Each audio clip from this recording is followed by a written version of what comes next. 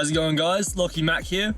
In today's video, I'm going to be showing you how I installed the vent fan in my van. Now, I think one of the key components in having a good van build setup is the ability to control temperature and let some air through. And there's no better way to do those two things than installing your very own vent fan. Now, this was absolutely the most intimidating part of the build to date because you're literally cutting a hole in your roof, right? So if you mess this up, it's not something you can just like cover up or chuck a band-aid on and move on. You've got a hole in your roof that needs to be welded up to fix. So while it's intimidating, I still think it's worth it, and I definitely think you can do it yourself. I hope this video acts as a little bit of a guide for anyone who wants to try something similar and gives you that little nudge to just have a go. It's intimidating, but there is information out there that can help you all the way through. And I was able to do it, and I'm an idiot. So you should have no problems. Now, the vent that I bought was a Weisshorn. I got it off of eBay and it cost me about 140 bucks. Well worth the investment. I'll show you a bit of it now.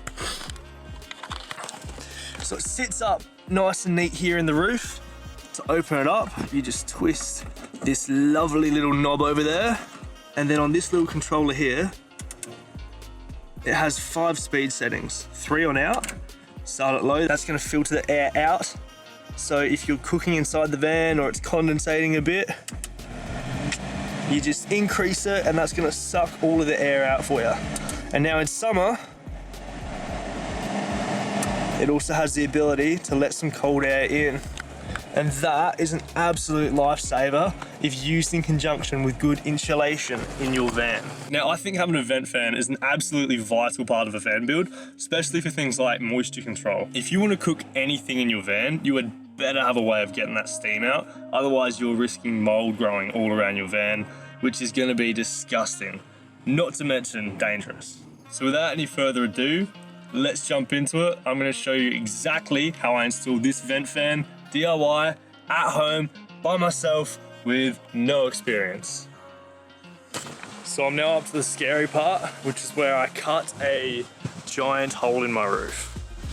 My vent fan's going in today, so I want to space it in the middle of this final panel at the back, and that should mean that it sits up quite cozy in that space at the back between the solar panel and the door.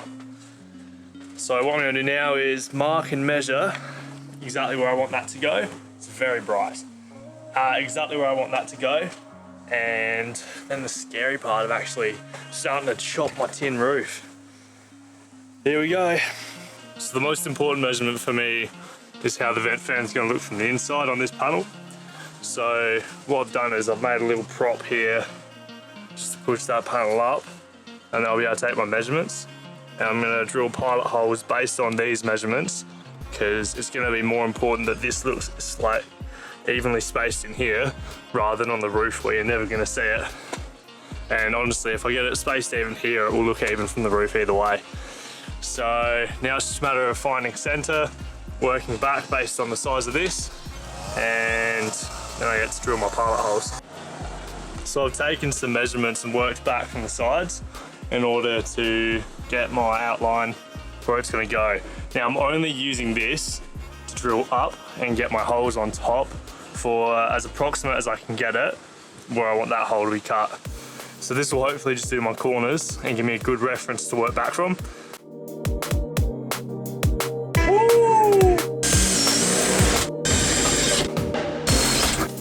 Alright, we now have 4 holes and hopefully a pretty good guide as to where that vent fan's gonna sit. So I'm just gonna mark up from here and cut that hole. Slightly terrified. With the holes drilled, I'm just gonna quickly clean the surface with some Turps.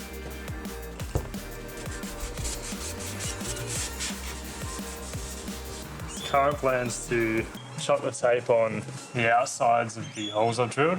And I'm hoping that will give me a bit of a reference. And then check this for square and overall size, and just see if that's gonna be approximately where I want to be cutting it. It looks a little bit off to me. I'm just gonna measure from corner to corner and take it out to where it needs to go. Then I reckon I might cut along the inside of that tape. So I'm pretty happy with that location now. So I'm gonna try to mark that without moving it. So I'm pretty happy with that spacing now. I've measured back off the roof, these lines to get square, and then I've just measured across everywhere. Best thing to do is corner to corner. If that's identical, then we should be pretty much on. So we're at about 497, that corner. And this one, we're looking at about, a bit less, that's not good.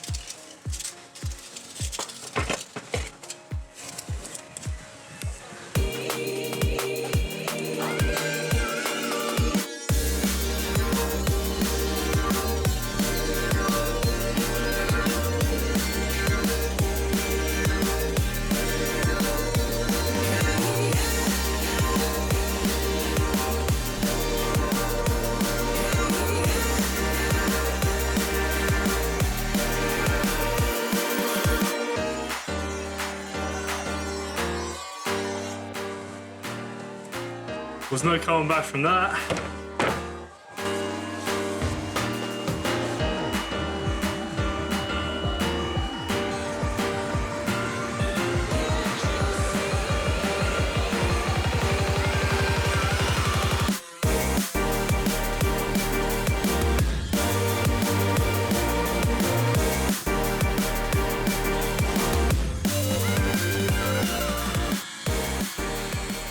There we have it.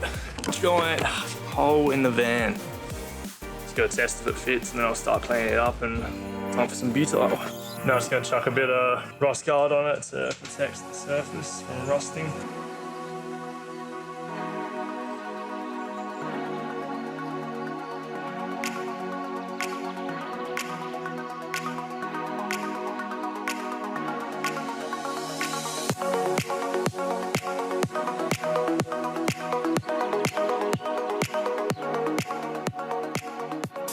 So I'm building this whole section up towards the ribs of the van, so the whole vent will sit flat and none of the water can get through. So it's just about 4 layers high, and I'll do a continuous piece all around the ribs, and then that will give me something like a nice flat surface to screw down into with the vent. So it's gone in pretty well now. I'm gonna start drilling it down to the roof, and then I'll be able to clean up the top and put my sealant in. I had to come back down here and take even more out of the ceiling just to be able to get that layer down, but that should still be covered by the other bit that slides up underneath it.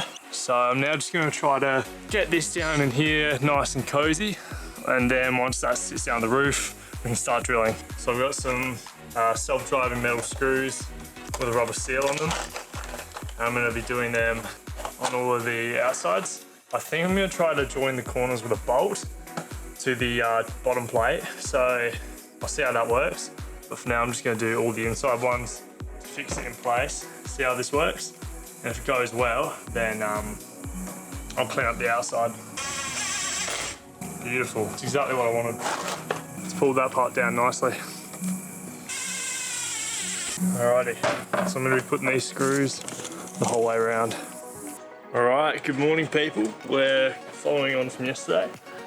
Now I've got all my screw bolts in there, and I'm going to be using bolts to hold the bottom plate of the top plate because my roof isn't quite low enough to screw directly into, so I'm going to be matching up those holes. As you can see there, my bolts are just sticking out through the roof and all that's going to be covered up. Now just to neaten this up, I'm going to be cutting off the excess butyl tape that's around the edges, and then I'll be sealing around it. So first things first is to grab my little knife, start chopping away.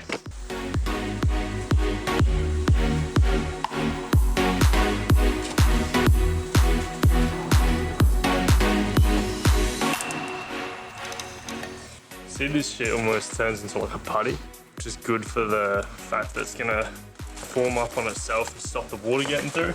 I probably went a little bit overboard with how much I built it up around the edges. Probably didn't have to go quite so far, but I'll clean this up, even if it is gonna take a little bit of time.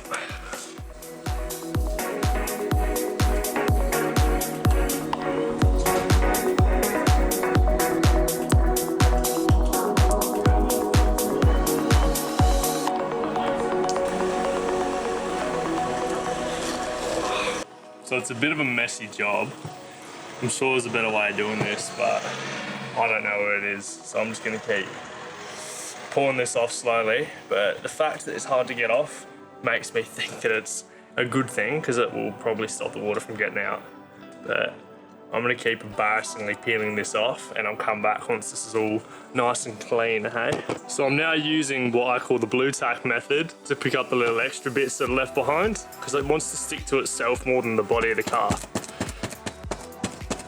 So just by grabbing onto a little bit, it sort of does a pretty good job of picking up the excess. So I'm gonna go around and do that and just make sure I leave enough on the inside. You can see in just a short time, it's already picking up a lot of what would be a hassle to scrape off. So I've now gone around and cleaned up all the excess butyl tape, and then I've just used my finger to sort of mold it around the edges and really make sure it's gonna be all watertight and give me a nice surface to start putting the putty over. So I'm so far thinking that I haven't ruined my car, which is all you can really ask for, isn't it? So I've done a little bit of an edge clean with my mineral turpentine. That's what picks up the butyl tape and lets it clean. Now just to clean the actual surface, I'm going to be using a bit of methylated spirits, and then I'll be making sure it doesn't streak with some white spirits just to really clean up the whole area. Once I've done all that, it should be all ready to cork. So to seal this up and also conceal the black tape color and blend it in a bit better, I'm using some white Sikaflex heavy duty adhesive sealant. Now I'm just gonna try to run some beads along the edges, seal it all up, and hopefully make this somewhat neat. I'm gonna be going around the screw holes and also around where the tape is.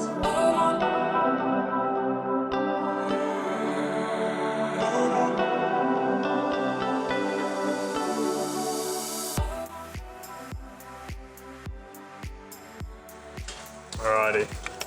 I'm gonna continue doing that the whole way around and I'll come back once it's finished. So I've just got a little bucket of water here, dip my finger in and basically keep the stuff moist so I can work with it. And once it's all clean and dry, I'll come back and show you how it's looking. So the section at the back here, it's gonna be under the most stress from the wind and the water being pushed back on it. So I'm gonna pack it up a little bit more than the rest of it and hopefully get myself a nice seal in here, and then I will have a fully functioning vent. Alrighty, that's now all sealed and blended, so I've just got to leave it for a bit of time in the sun to dry. I could neaten it up a little bit, but I don't want to play with it too much more now that it's done. I'm happy with that. I'm not too used to this product, so for my lack of experience, I think that's a pretty fucking good job. So with that done, I now just have to focus on the wiring on the inside and then I can put that cap on. I'm also going to give it the hose test in a minute and just see if I can feel any leaks coming through. And then once that's done, it's just focus on the inside, wire her up, and we got a bit of cold air blowing through the van. So here's my vent fan fully installed. This works on this little knob here to lift the lid up on top. There's that, lifts up a bit higher. I've run that wire through the top of my ceiling panel, down the side, and then I'll show where it leads in a sec. But it's now fully on and functional. I've put on the plastic trim and I've just used bolts going from the top down to the bottom to make sure it really sits on there well. So I'll show you where I ran that wire to. I'm actually pretty stoked with how I made this work. So that wire that was sticking out runs from the top here through this panel, along the side along here. And then there's a little hole that was already in the van. So I managed to stick the wire out through there. I've earthed it to the same point that my light is earthed to. And then follows this joint down here, runs up, and I bought a little fuse block, which is that red wire there. So that whole thing connects up to my dual battery. So yeah, vent fan done and dusted. The next thing I want to do before I start working on my table here is I think this is probably a good time to try to touch up the paint. Alright guys, thank you so much for watching. I hope that this was helpful to at least answer a couple questions you may have had for installing a vent fan. If you found this video helpful in any way, feel free to leave a like and subscribe to follow along for the rest of my van build. If there is anything you want me to clarify further or you have any questions, feel free to leave them in the comments down below. I appreciate every comment I get on these and I respond to all of them. And outside of that, hope you guys have a lovely little afternoon and I'll bloody see you next time. Thanks for watching.